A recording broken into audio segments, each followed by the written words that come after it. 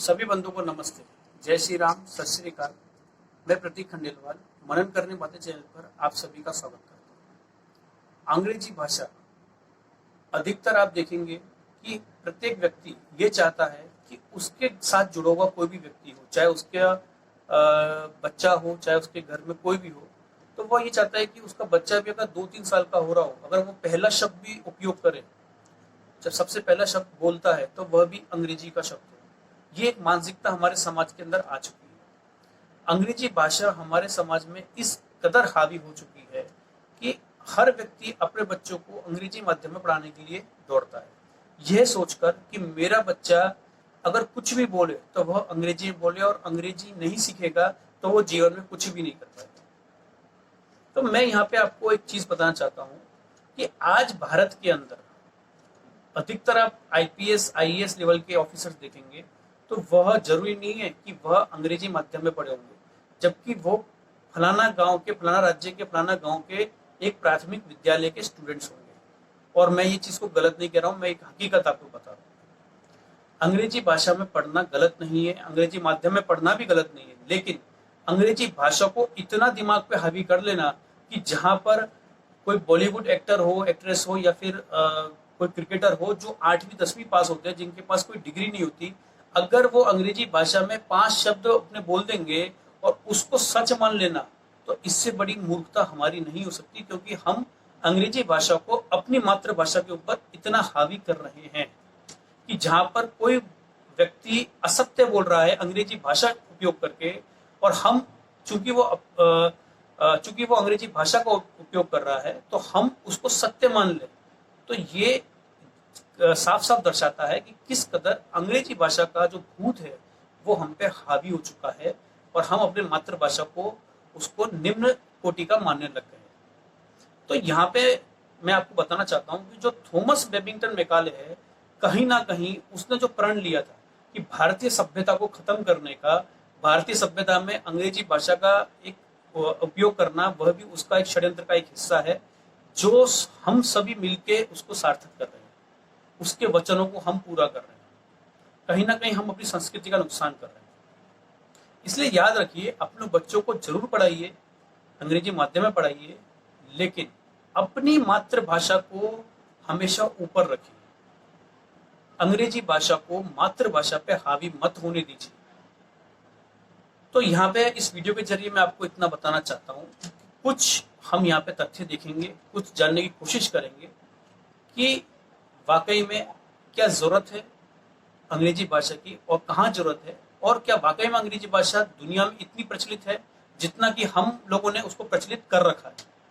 तो आइए हम इस वीडियो के जरिए ये जानने की कोशिश करते हैं।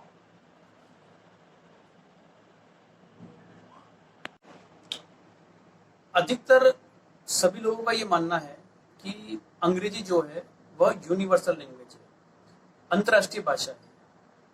तो हम इस चीज को भी देख लेते हैं कि पूरे विश्व के अंदर करीबन 204 देश हैं, जिसमें से मात्र 12 देशों में ही अंग्रेजी बोली जाती है, पढ़ी जाती है या समझी जाती है। आपको जान के बड़ा आश्चर्य होगा इस बात का।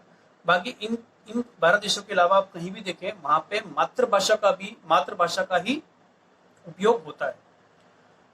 अमेरिका में स्थित यूनाइटेड नेशन, संयुक्त राष्ट्र की जो हम बात कर रहे हैं, वहां पे भी अगर जो भाषा जो वहां के कार्यालय में यूज होती है, उपयोग होती है, वह सिर्फ और सिर्फ फ्रेंच भाषा का उपयोग होता है, ना कि अंग्रेजी भाषा का।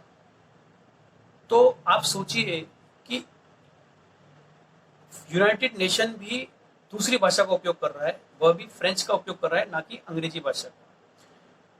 अधिकतर जो अंग्रेजी भाषा को मानने वाले अंग्रेज हैं, वह आप देखेंगे कि वह क्रिश्चियनिटी से बिलोंग करते हैं। और क्रिश्चियनिटी की अगर हम बात करें तो क्रिश्चियनिटी की जो मजहबी ग्रंथ है वह है बाइबल। और बाइबल जब लिखी गई थी तब वह भी अरमेक भाषा में लिखी गई थी। उसी तरीके से यीशु मसीह जी जो थे, वह भी जो भाषा बोला करते थे उस जमाने में, तो वह भी अरमेक भाषा बोले करते थे। अंग्रेजी भाषा का उपयोग उन्होंने भी कभी अपने जीवन में नहीं किया है। लेकिन समयान्तर ये भाषा भी धीरे धीरे विलुप्त हो गई और वहां पे अंग्रेजी भाषा का चाल चलन शुरू हो गया। उसी तरीके से हम देखें कि अरमेक भाषा की जो लिपि है, जो बाइबल में जब अरमेक भाषा में जो पहली बार लिखी गई, तो उस लिपि को अगर आप देखें तो वो कहीं ना कहीं हमारे जो भारत के अंदर, बंगाल के अंदर जो लिपि यूज होती है, जो भाषा, जो लिपि भाषा जो इस तरीके से लिखी जाती है, बंगाल की जो लिपि लिखी जाती है, तो अगर आप कंपेयर करेंगे तो कहीं ना कहीं आपको उन दोनों में समानताएं नजर आएंगी। लेकिन जैसे कहा कि भाई अरमेक भाषा का धीरे धीरे वो विलुप्त हो गई है, तो अब उस भाषा का जिक्र हम नहीं करते हैं यहाँ पे। पूरी दुनिया की अगर जनसंख्या के हिसाब से हम बात करें तो पूरी दुनिया में मात्र और मात्र 3% लोग ही अंग्रेजी भाषा का उपयोग करते हैं। ये बहुत गौर करने वाली बात है कि सिर्फ और सिर्फ 3%, बाकी 97% लोग जो हैं वह अपनी मातृभाषा का ही उपयोग करते हैं। तो इस हिसाब से अगर आप देखें तो अंतर्राष्ट्रीय भाषा अंग्रेजी कैसे हुई? हाँ, ये हम कह सकते हैं कि जो बड़े बड़े कॉरपोरेट हैं वहां पर एक अंग्रेजी भाषा का उपयोग होता है, लेकिन सभी देशों में नहीं। अगर आज भारत से मुझे जर्मनी में जाना है, मुझे चाइना जाना है, मुझे जापान जाना है, तो मुझे फ्रांस जाना है, तो मुझे वहां की मातृभाषा सबसे पहले सीखनी पड़ती है। 3-3 महीने, 6-6 महीने, 8-8 महीने का मुझे टेस्ट देने पड़ते हैं। ये मैं झूठ नहीं बोल रहा हूँ, ये आप सभी लोगों को अनुभव भी होगा, जो बहुत से लोगों ने देखा होगा, जिनके आसपास के लोग, व्यक्ति जो बाहर जाते हैं विदेश में, तो वह काफी सारे टफेल और पता नहीं कौन कौन से टेस्ट देने पड़ते हैं, क्योंकि उनकी मातृभाषा में आपको क्लियर करना पड़ता है एग्जाम। तो ये चीजें बहुत क्लियर है कि मातृभाषा, विदेशों के अंदर मातृभाषा ज्यादा, वो लोग मतलब विदेशी लोग उसको, मातृभाषा को ज्यादा महत्व देते हैं, ना कि अंग्रेजी भाषा को। तो इस हिसाब से अगर हम देखें तो अंतर्राष्ट्रीय भाषा तो चीन की होनी चाहिए, क्योंकि चीन की 170 करोड़ लगभग जनसंख्या है और वह इस भाषा, अपनी चीनी भाषा का उपयोग करती है। और दूसरे नंबर पर देखा जाए तो हिंदी भाषा होनी चाहिए, क्योंकि लगभग भारत की 130 करोड़ जो जनसंख्या है वह हिंदी भाषा का उपयोग करती है। तो फिर हम अंग्रेजी भाषा जो 3% यूज होती है पूरे दुनिया में, उसको हम अंतर्राष्ट्रीय भाषा कैसे घोषित कर सकते हैं? तो थोड़ा मेरा इस वीडियो के जरिए यही कहना है कि थोड़ा इस चीज पे हम लोगों को आत्ममंथन करना चाहिए। मातृभाषा का सिर्फ मैं ये कहना चाहता हूँ कि मातृभाषा को महत्व दो। मैं ये कतई नहीं कहना चाहता कि आप अपने बच्चों को अंग्रेजी माध्यम मत पढ़ाइए, वो आपके ऊपर है, हम सबके ऊपर है, अपनी अपनी सोच के ऊपर है, लेकिन मातृभाषा को हमें बहुत जरूरी से उसका महत्व देना चाहिए। अधिकतर लोगों का आप ये देखेंगे, कहीं महसूस करा होगा आपने कि लोगों का ये भी कहना होता है कि जो अंग्रेजी भाषा है वो बहुत समृद्ध भाषा है, बहुत ही प्रॉस्परस भाषा है, बहुत ही एक प्रमाणिक भाषा है। तो किसी भी भाषा की जो समृद्धि है वह इस बात से तय होती है कि उसमें कितने शब्द मूल हैं जो उस भाषा के हैं। और अंग्रेजी भाषा की अगर हम सिर्फ बात करें तो सिर्फ और सिर्फ 12,000 ही शब्द ऐसे हैं जो अंग्रेजी भाषा के मूल शब्द हैं। बाकी जितने भी शब्द हैं वह चोरी किए हुए शब्द हैं, या तो वह ग्रीक भाषा से चुराए हुए हैं, या लैटिन भाषा के चुराए हुए हैं, या फ्रेंच भाषा के चुराए हैं, या फिर दक्षिण पूर्व एशिया की जो दक्षिण पूर्व एशिया में जो भाषाएं बोली जाती हैं उनमें से कुछ चोरी किए हुए हैं। उदाहरण के तौर पे आप देखिए कि चाचा, ताऊ, फूफा और मामा के लिए हम सब एक ही शब्द उपयोग करते हैं अंग्रेजी भाषा में, अंकल। उसी तरीके से चाची, ताई, मामी, मौसी के लिए हम आंटी शब्द उपयोग करते हैं। सबके लिए अलग अलग शब्द नहीं है, सिर्फ एक ही शब्द है। तो यहाँ पे अंग्रेजी भाषा की एक पोल है, जबकि हर भाषा में हर प्रत्येक शब्द के लिए अलग अलग शब्द उपयोग करना चाहिए, प्रत्येक चीज के लिए, माफ कीजिएगा। तो मराठी के अंदर अगर आप देखें तो 48,000 मूल शब्द हैं। उसी तरीके से अगर हम गुजराती की बात करें, क्योंकि मैं गुजरात में रहता हूँ, तो लगभग 40,000 से ज्यादा मूल शब्द गुजराती भाषा के अंदर है। उसी तरीके से हिंदी भाषा की बात करें तो तकरीबन 70,000 के ऊपर हिंदी भाषा के अंदर मूल शब्द हैं। तो इस हिसाब से भी देखा जाए तो मात्र 12,000 मूल शब्द की भाषा, अंग्रेजी भाषा, वह कैसे समृद्ध भाषा कहलाएगी? उससे कई गुना ज्यादा तो समृद्ध भाषा गुजराती है, मराठी है और हिंदी भाषा है।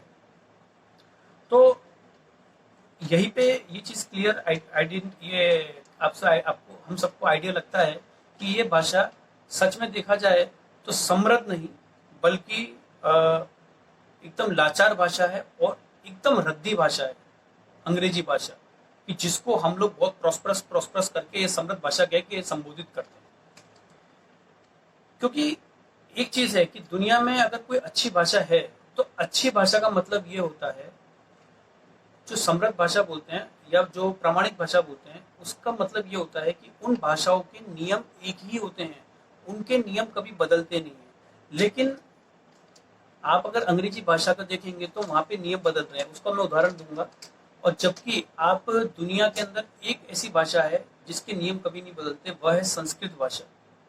उसमें जो शब्द लिखा हुआ है उसका मतलब आज भी वही है जो 50,000 साल पहले था। लेकिन अगर हम दुनिया में अंग्रेजी भाषा के जो शब्द देखें तो आपको मालूम पड़ेगा कि किस तरीके से अंग्रेजी भाषा के शब्द साल दर साल बदलते हैं। जैसे कि आज से 250 साल पहले की हम बात करें तो जो THIS दिस हम बोलते हैं उसकी स्पेलिंग पहले TIS होती थी, टिस। उसी तरीके से 250 साल पहले NICE नाइस का मतलब बेवकूफ होता था, और आज के समय 250 साल बाद NICE का मतलब अच्छा बढ़िया होता है। तो इस तरीके से शब्द बदल रहे हैं 250 साल के अंदर। तो अंग्रेजी भाषा में प्रोनाउंसिएशन कभी भी एक सा नहीं होता है। ऑस्ट्रेलिया में टुडे उसको टुडी बोला जाता है, TODIE, और ब्रिटेन में उसको टुडे बोला जाता है।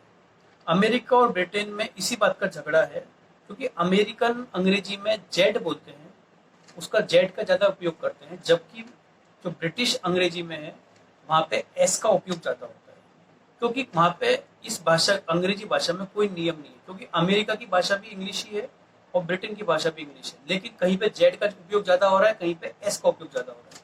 तो इस तरीके के नियम अलग अलग हो रहे हैं एक ही भाषा के, जबकि संस्कृत भाषा के नियम एक ही है, चाहे वो अमेरिका में कोई उपयोग करे या फिर भारत में बैठा हुआ कोई भी व्यक्ति संस्कृत भाषा का उपयोग करे। इसलिए दोनों देश की अगर आप बात करें, अमेरिकन इंग्लिश अलग होती है, उसका एक्सेंट ही अलग होता है, मैंने भी सीखी हुई है, और जो ब्रिटेन की इंग्लिश होती है उसका एक्सेंट अलग होता है। तो एक ही भाषा की दो अलग अलग एक्सेंट में दो अलग अलग तरीके से उन्होंने भाषा बना के रख दी है। तो अंग्रेजी भाषा का कोई भी नियम नहीं है, यहाँ से ये चीजें प्रमाण होती है।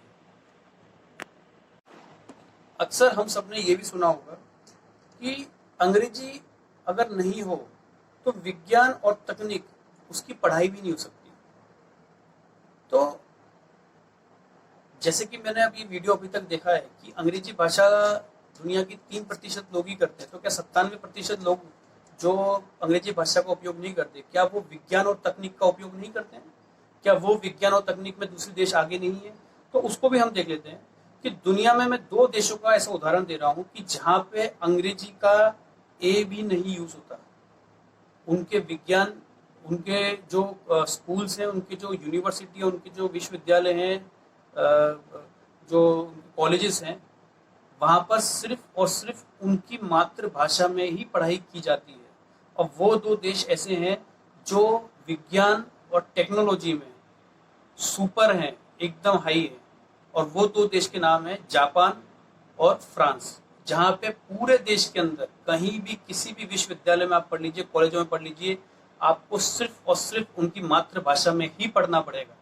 जहाँ पे फ्रेंच और जापानीज के अलावा अंग्रेजी भाषा का एक बार भी जीवन में उपयोग नहीं होता है। तो क्या वह देश साइंस और टेक्नोलॉजी में आगे नहीं है? तो इसका जवाब तो हम सबको मालूम ही है। इसी तरह अगर आप बचपन से देखें तो बचपन से ही वहाँ पे पढ़ाई की जाती है जो इन दोनों देशों में होता है। जहाँ पे भारत के अंदर आप देखें तो बचपन से ही हमारे माँ बाप अंग्रेजी माध्यम में बच्चे को डालने की कोशिश करते हैं। इससे छोटे छोटे या हमारे शहर जितने देश जो हैं, ऐसे कई विदेशों में अगर आप देखेंगे कि गुजरात के बराबर या हमारे एक शहर जैसे दिल्ली एक शहर है उसके बराबर, या लखनऊ के बराबर भी एक एक शहर जो है, इतने साइज के पूरी दुनिया में आपको कई सारे देश मिल जाएंगे। तो उनमें आप देखें कि हर साल नोबल विजेता, नोबल जो प्राइज मिलता है उसके विजेता निकलते हैं।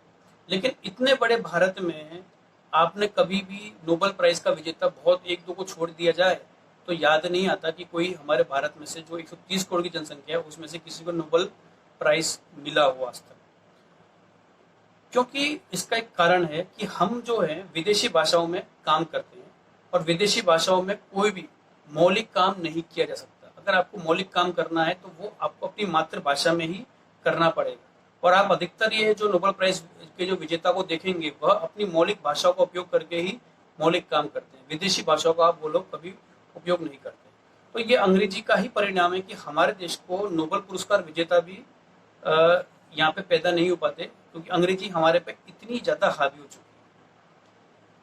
नोबेल पुरस्कार के लिए हमेशा आप देखें कि पीएचडी, बीटेक या एमटेक की जरूरत बिल्कुल भी नहीं होती है, जो कि भारत में थोड़ा विपरीत है ये कहानी। भारत में हम लोग हर चीज को बीटेक, एमटेक और पीएचडी से ही अधिकतर तोलते हैं। तो उदाहरण के तौर पे अगर हम देखें कि बहुत पुराने बहुत प्रख्यात साइंटिस्ट हुए हैं न्यूटन, वह 9वीं क्लास में भी फेल हो गए थे। और आइंस्टाइन की बात करें तो वह 10वीं के आगे भी नहीं पढ़ पाए थे। और मैक्स प्लैंक की बात करें, वह भी साइंटिस्ट थे, उन्होंने भी कभी भी जीवन में अपने स्कूल काल नहीं देखा था। लेकिन वो इतने प्रख्यात साइंटिस्ट हुए क्योंकि उन्होंने मौलिक काम किया अपने मातृभाषा में। वह अंग्रेजी भाषा के चक्कर में कभी नहीं पड़े। उसी तरीके से विलियम शेक्सपियर, जिसको हम याद रखते हैं, तुलसीदास जी को याद रखते हैं, महर्षि जैमिनी, पतंजलि या वेद व्यास जी की हम बात करते हैं, वाल्मीकि जी की बात करते हैं, तो ये सब लोगों ने अपनी मातृभाषा का उपयोग किया। इनके पास कोई डिग्री नहीं थी और इन्होंने अपनी मातृभाषा का उपयोग करके ही इतने महान कार्य किए कि आज हम उनको याद करते हैं, क्योंकि उन्होंने कॉपी करके अपने जीवन को बर्बाद नहीं किया। क्योंकि याद रखिए, आप कॉपी करके 50,000 कमा लेंगे, 60,000 कमा लेंगे, लेकिन जीवन में तरक्की करनी होगी तो आपको अपने बेसिक रूट्स पे आना ही पड़ेगा। तो जब हमारे बच्चे अंग्रेजी माध्यम से हटकर अपनी मातृभाषा में पढ़ना शुरू करेंगे तभी हम इस अंग्रेजी से हमारा रिश्ता टूट पाएगा। नहीं तो फिर क्या है, हम इस अंग्रेजियत को अपने दिमाग में हावी करके रखेंगे और उनकी भी जो पीढ़ी है वो भी इसी तरीके से उसको आगे आगे बढ़ाते रहेंगे। एक बात ये भी सच्चा है कि जो लोग अपनी मातृभाषा से प्यार नहीं करते वो अपने देश से भी प्यार नहीं करते, बल्कि सिर्फ झूठा दिखावा करते हैं। क्योंकि जो व्यक्ति मातृभाषा से प्यार करेगा वो स्वाभाविक है वो अपने देश से प्यार करेगा। और जब मातृभाषा से ही अगर वो नफरत करने बैठ जाएगा तो स्वाभाविक है वो अपने देश से नफरत करता है। इसीलिए आज आप देखें कि हर एक प्रत्येक व्यक्ति जो वयस्क होता है या जो 14-15 साल की उम्र में समझना चालू करता है बच्चा भारत के अंदर, वह सोचता है कि मैं अमेरिका भागूं, मैं जापान भागूं, मैं विदेश भागूं, क्योंकि उसको अपनी मिट्टी से प्यार होना नहीं होता। क्योंकि वह अंग्रेजी पढ़ पढ़ के उसको जो सपने हैं वो भी भूल जाते हैं और वो अपने मातृभाषा से दूर होते जाता है। दुनिया भर के अगर वैज्ञानिकों को हम माने तो दुनिया में कंप्यूटर के लिए सबसे अच्छी भाषा जो है वह संस्कृत है, अंग्रेजी नहीं है। ऐसा बड़े बड़े वैज्ञानिक कहते हैं। सबसे ज्यादा संस्कृत पर शोध इस समय जर्मनी और अमेरिका में चल रही है। अंग्रेजी भाषा पे कोई शोध नहीं चल रही। और ये हर किसी को पता है कि संस्कृत भाषा को लेकर अधिकतर वेस्टर्न कंट्रीज बहुत ज्यादा सीरियस है। नासा ने मिशन संस्कृत शुरू किया है और अमेरिका में बच्चों के जो पाठ्यक्रम है उसके अंदर संस्कृत भी शामिल कर दिया गया है। सोचिए, अगर अंग्रेजी अच्छी भाषा होती तो ये अंग्रेजी क्यों छोड़ते, क्यों संस्कृत के पीछे पड़ते। और एक तरफ हम हैं जो अंग्रेजियत की गुलामी के अंदर हम घुसे हुए हैं कि इंग्लिश होगी तो ही सब कुछ होगा, वरना कुछ भी नहीं होगा। कोई भी बड़े से बड़ा तीसमार खां हो जो अंग्रेजी बोलते समय सबसे पहले उसको अपनी मातृभाषा में सोचना पड़ता है। मैं अगर कितना भी बड़ा हूं, पहले अगर मैं अंग्रेजी में किसी से बात करूंगा तो मैं पहले अपनी मातृभाषा में सोचूंगा, फिर उसको ट्रांसलेट करके फिर मैं उसको अंग्रेजी में दुगनी मेहनत करके उसको जवाब दूंगा। तो हर व्यक्ति अपने जीवन की अत्यंत निजी क्षणों में मातृभाषा ही बोलता है।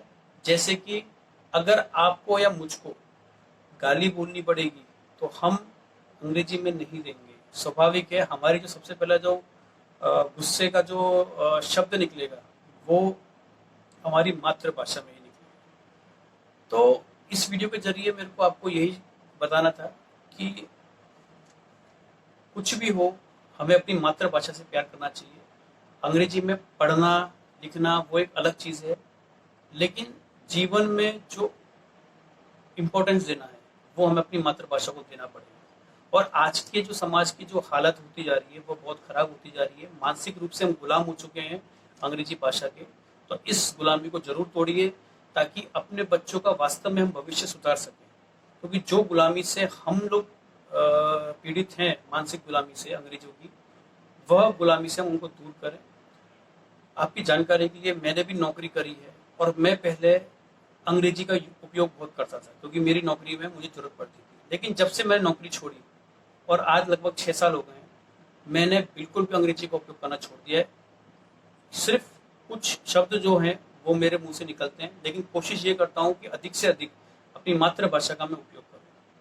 तो ऐसा कुछ नहीं है, जीवन जीने के लिए मातृभाषा से अच्छी कोई भाषा नहीं है। बाकी हम सब समझदार हैं, हमें क्या पाना है, क्या क्या लेना है और क्या देना है, हम खुद समझ सकते हैं। जाते जाते एक संदेश और देना चाहता हूँ। पालघर महाराष्ट्र में जो घटना हुई थी, जो बहुत निंदनीय घटना थी, वह चाहे किसी भी कारण से हुई हो या किसने भी कोई भी उसके अंदर इन्वॉल्व हो, सुदर्शन न्यूज़ चैनल जो अशोक चौहान जी हैं, जो ओनर हैं, वह हमेशा धर्म के प्रति बहुत सजग व्यक्ति हैं। तो उन्होंने एक संदेश दिया है कि वो पालघर के अंदर लॉकडाउन पूरा होने के बाद जहाँ पे वो 2 साधु जिस जगह पर जिनकी जो हत्या हुई थी, तो उसी जगह पर उन दोनों का एक समाधि बना के, और एक समाधि मतलब दोनों की समाधि वहाँ पे बनाएंगे, और साथ साथ में उसी जगह पर पालघर के अंदर एक कई एकड़ों में एक बाला साहेब हिंदू शक्ति केंद्र का वो स्थापना करेंगे, जिसमें बहुत जोरों शोरों से वहाँ पे जो धर्मांतरण की जो प्रतिक्रिया चल रही है उसको रोकेंगे, और वहाँ पे इनको सच्ची श्रद्धांजलि देंगे, और वहाँ पे कई साधु अपना जीवन वहाँ पे व्यतीत करके उस एरिया को गोद लेंगे।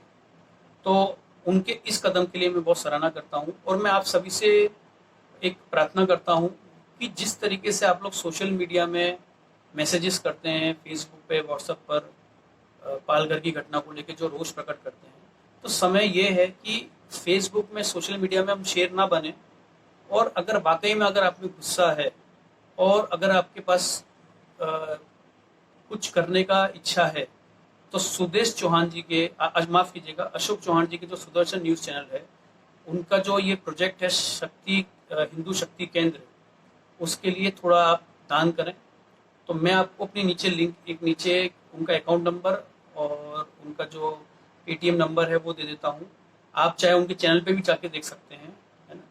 तो आप उनको इस चीज़ के मदद करें ताकि वास्तव में जो साधु हैं उनकी जो सच्ची श्रद्धांजलि है वह हम उनको अर्पित कर सकें। जय श्री राम, नमस्ते। वीडियो अच्छा लगे तो जरूर शेयर कीजिएगा, चैनल को सब्सक्राइब करिएगा ताकि आपको आने वाले वीडियोस मिलते रहें। जय आर्य।